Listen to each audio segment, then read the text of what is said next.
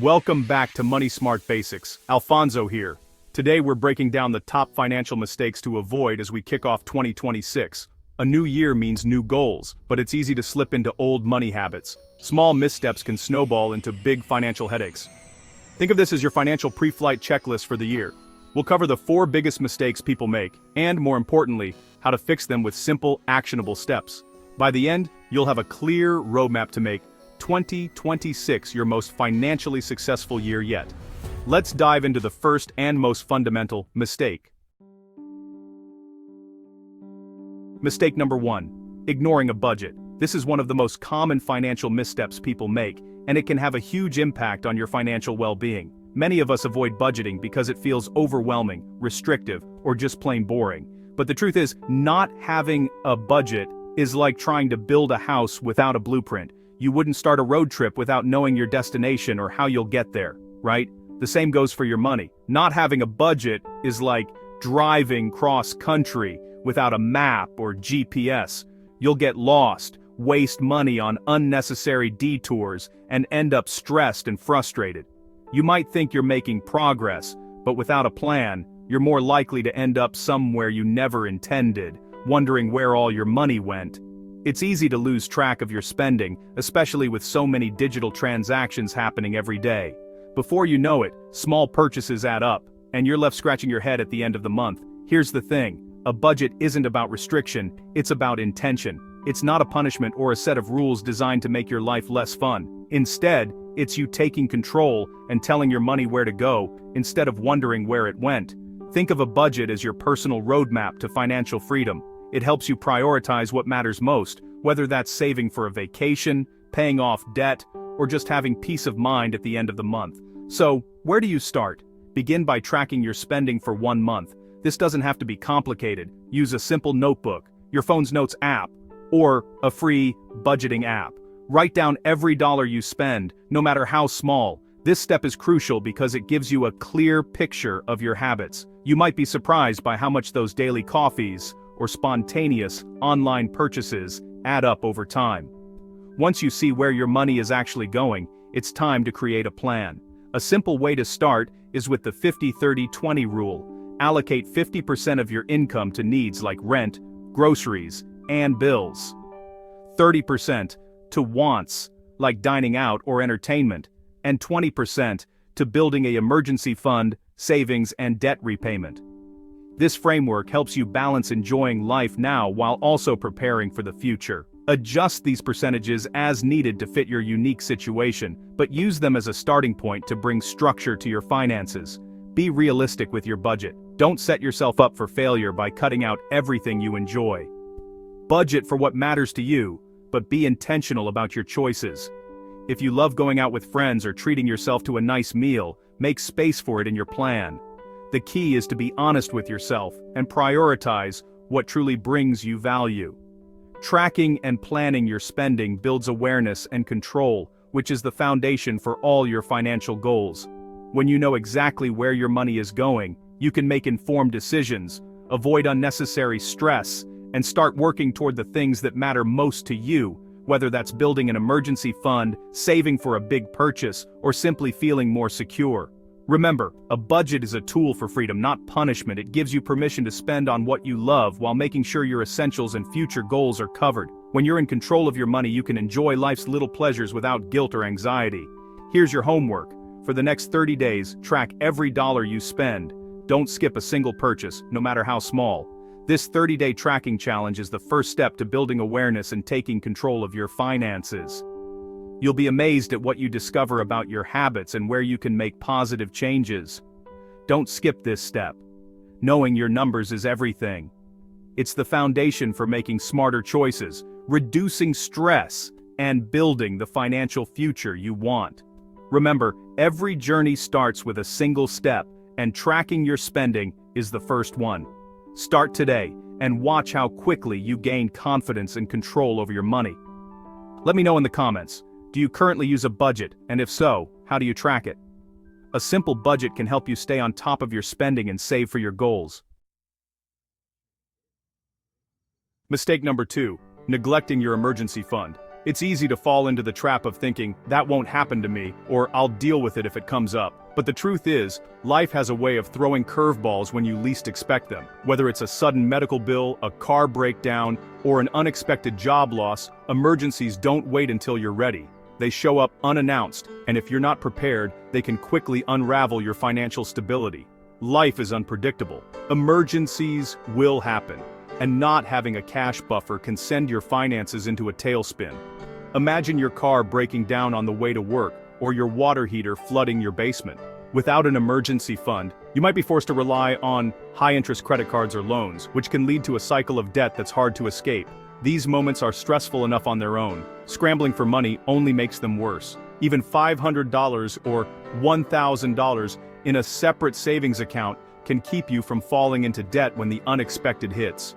It doesn't have to be a huge amount to make a difference. That small cushion can cover a minor car repair, a trip to the urgent care, or a last-minute flight to help a family member. It's about having options and avoiding panic when life throws you a curveball. Open a high-yield savings account labeled Emergency Fund. Keeping this money separate from your everyday spending makes it less tempting to dip into for non-emergencies. Plus, a high-yield account helps your savings grow a little faster, so your money is working for you even while it sits there as a safety net. And automate small transfers every payday. Even $10, $20, or $50 at a time adds up over the months. By setting up automatic transfers, you take the decision-making out of the process. It becomes a habit, not a chore. And you'll be surprised how quickly your fund grows without even thinking about it. Don't get overwhelmed by the 3 to 6 months of expenses rule. Start small and build momentum. That big number can feel intimidating. But remember, every journey starts with a single step. Focus on your first $100, then your first $500.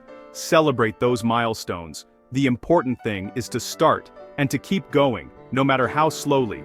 The peace of mind you gain is worth every dollar saved.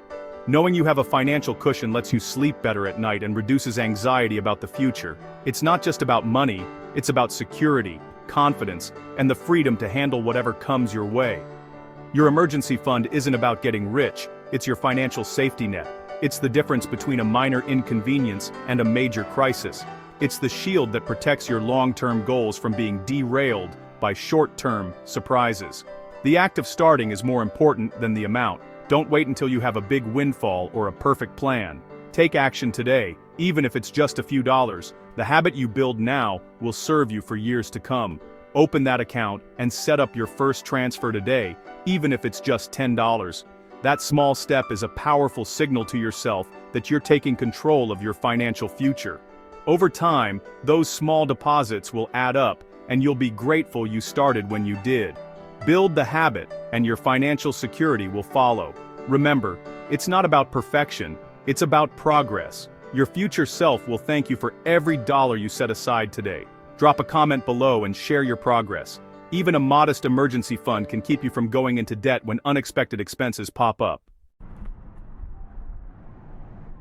Mistake number 3. Using credit cards as your emergency plan.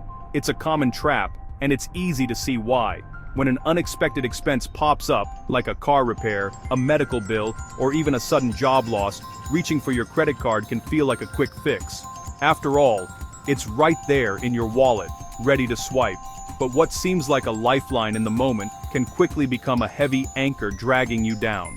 Credit cards are not a safety net. They're a debt trap. The convenience of using them in emergencies masks the reality. You're borrowing money at some of the highest interest rates out there. That $500 emergency can easily balloon into $700, $800 or more if you can't pay it off right away. And if you're only making minimum payments, you could be stuck paying off that one expense for years.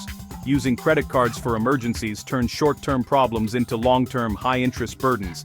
It's like trying to put out a fire with gasoline. The problem only grows. The stress of mounting bills, the anxiety of seeing your balance climb, and the frustration of watching interest pile up can take a real toll on your mental and financial health.